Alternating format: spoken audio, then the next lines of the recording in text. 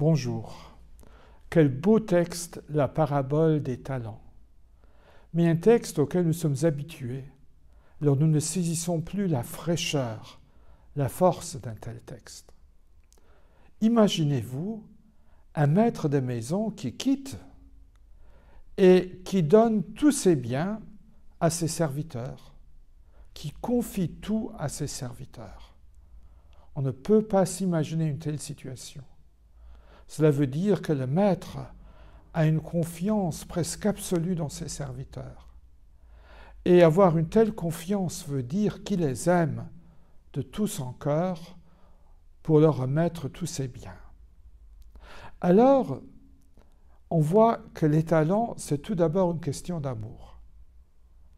Nous qui recevons ces talents, nous qui recevons tout du maître, nous devons répondre par notre amour pour Dieu. Et cet amour doit se montrer en acte. Ce qui veut dire que pour les gens mariés, il faut faire fructifier les talents tout d'abord en aimant de tout son cœur son mari, sa femme, d'aimer de tout son cœur ses enfants. C'est la première place où ces talents doivent s'exercer. Et puis, sur notre lieu de travail, être un homme, une femme de bonté, de miséricorde.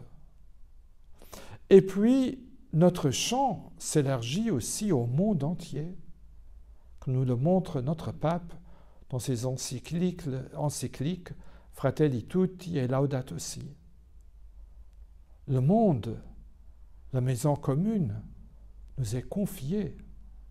Alors, par amour de Dieu et par amour pour nos frères et sœurs, nous devons avoir un style de vie qui garantisse l'avenir de notre planète.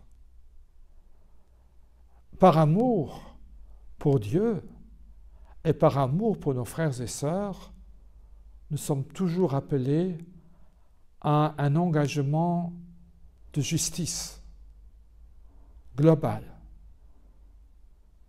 Mais le premier lieu, c'est la famille. Alors je vous souhaite, vous et à vos familles, un très bon dimanche.